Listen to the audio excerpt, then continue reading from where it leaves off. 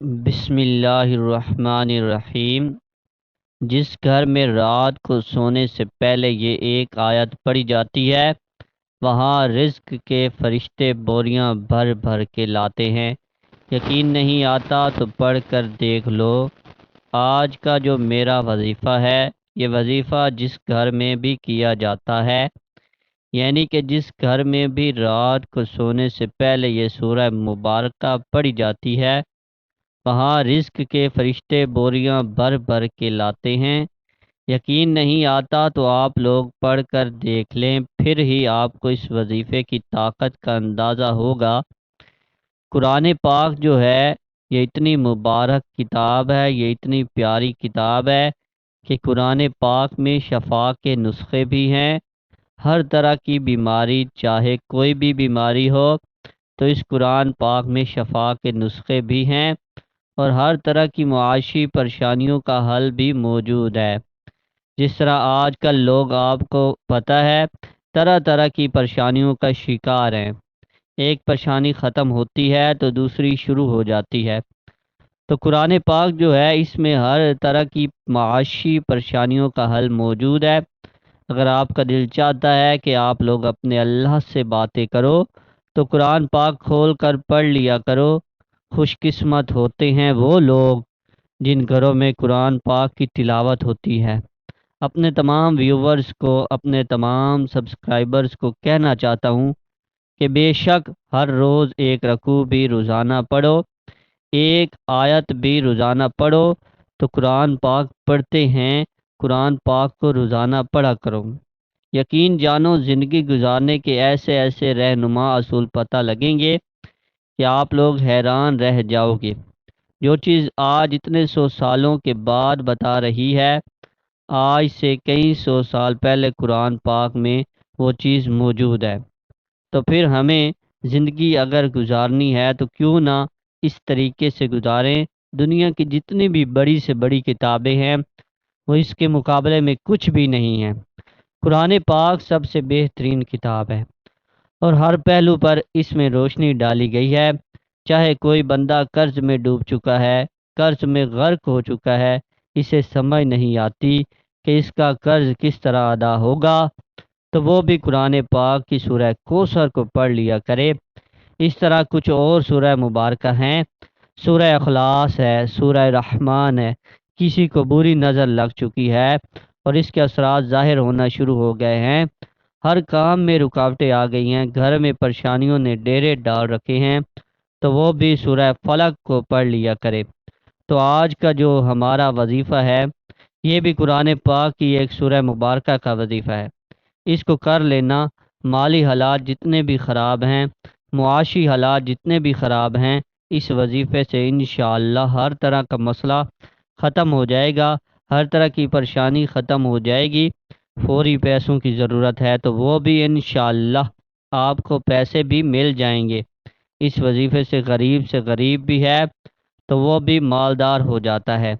اور لوگ اکثر کہتے رہتے ہیں کہ وظیفوں سے کچھ نہیں ہوتا، میں تو وظیفے کر کر کے تھک گیا ہوں۔ تو میں ان کو کہتا ہوں کہ پلیز ایک دفعہ اس وظیفے کو اپنی زندگی میں شامل کر لو، اس وظیفے کو کرنے کی عادت بنا لو، پھر دیکھنا کہ آپ کی زندگی کی مشکلات کس طرح ختم ہوتی ہیں، پھر دیکھنا اللہ پاک کس طرح آپ کو عطا فرماتا ہے۔ جن کے اوپر کروڑوں کے حساب سے قرض ہے وہ بھی اس وظیفے کو کر لینا، انشاءاللہ اس وظیفے سے مشکل ختم ہو جائے گی۔ آئیں آپ وظیفے کی جانب چلتے ہیں۔ کرنا آپ نے اس طرح سے ہے کہ سب سے پہلے وضو کر لینا ہے۔ یہ وظیفہ آپ مغرب کے بعد بھی کر سکتے ہیں اور عشاء کے بعد بھی کر سکتے ہیں۔ عشاء کے بعد بھی نہ کر سکیں تو سونے سے پہلے اس کو ضرور کر لیا کریں، یعنی کہ جو 3 اوقات ہیں مغرب کے بعد بھی اس عمل کو کر سکتے ہیں۔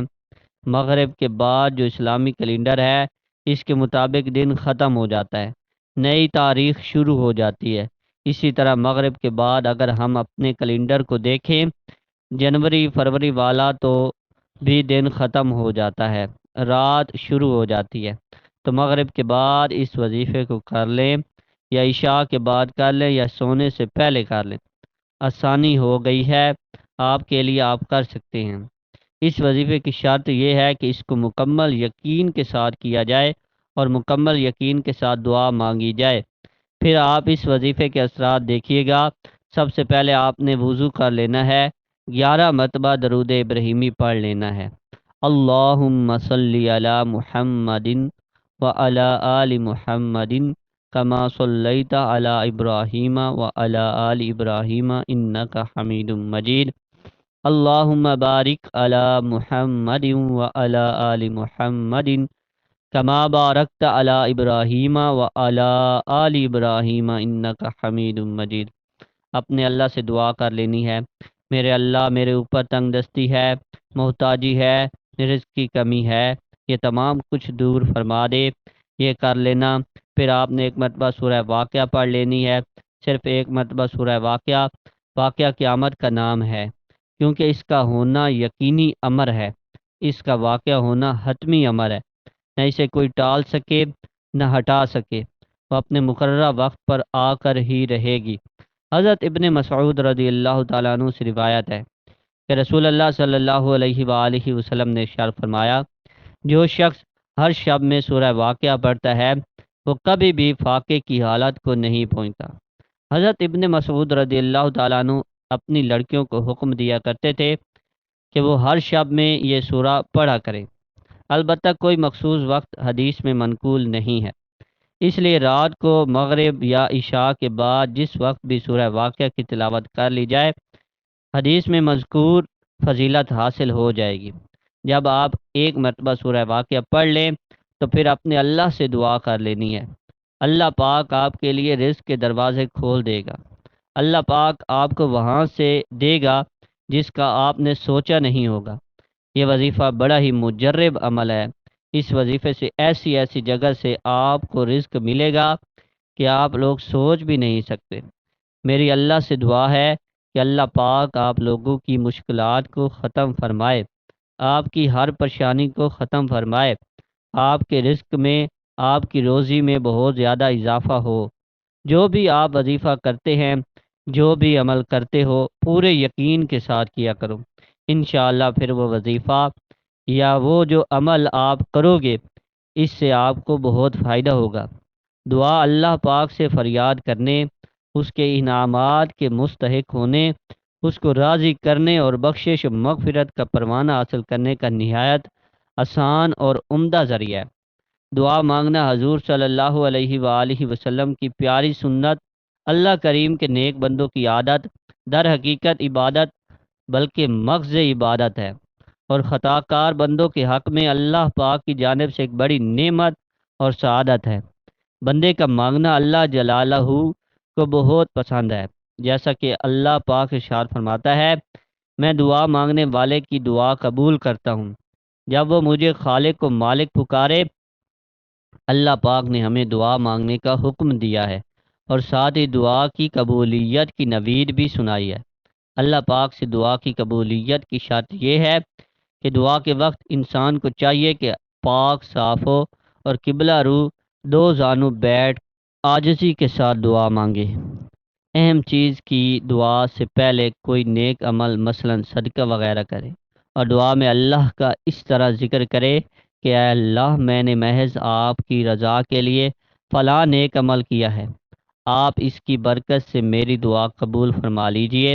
دعا کی ابتدا و انتہا اللہ تعالیٰ کی حمد و ثناء اور نبی کریم صلی اللہ علیہ وآلہ وسلم پر درود سے کرے۔ دعا اخلاص کے ساتھ کرے، یعنی دل میں یہ یقین ہو کہ اللہ تعالیٰ کے علاوہ کوئی ہمارا مقصد پورا نہیں کر سکتا۔ میری اللہ پاک سے دعا ہے کہ اللہ پاک آپ لوگوں کی مشکلات کو ختم فرمائے اور آپ کے رزق میں آپ کی روزی میں بہت زیادہ اضافہ ہو۔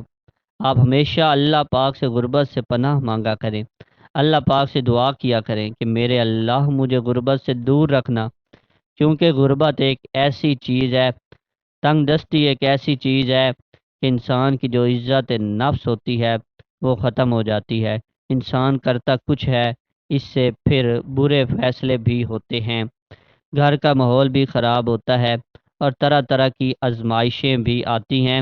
اس لیے غربت سے پناہ مانگا کرو، محتاجی سے پناہ مانگا کرو، اللہ پاک راستے کھول دے گا۔ اس وظیفے کو زیادہ سے زیادہ لوگوں کے ساتھ شیئر کرنا تاکہ لوگ یہ سورہ واقعہ کا یہ عمل کریں اور اس سے بہت زیادہ فائدہ حاصل کریں۔